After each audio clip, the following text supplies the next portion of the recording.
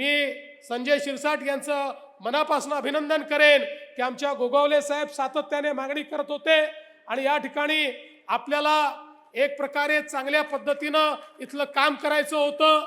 आम्ही सगळ्यांनी त्याला मान्यता दिली आणि आज अतिशय चांगलं अशा प्रकारचं चौदार तळ्याच्या सुशोभीकरणाचं एक काम आपण हातामध्ये घेतलेलं आहे।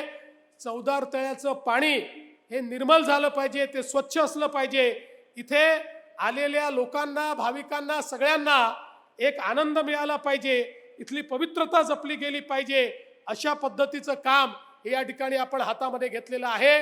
माननीय शिंदे साहेब असतील, अजितदादा असतानाच आपण याची सुरुवात केली होती, अजितदादा असतील, आम्ही सगळ्यांनी त्याकरता मान्यता दिली आणि आज आपण त्याचं भूमिपूजन केलं आहे।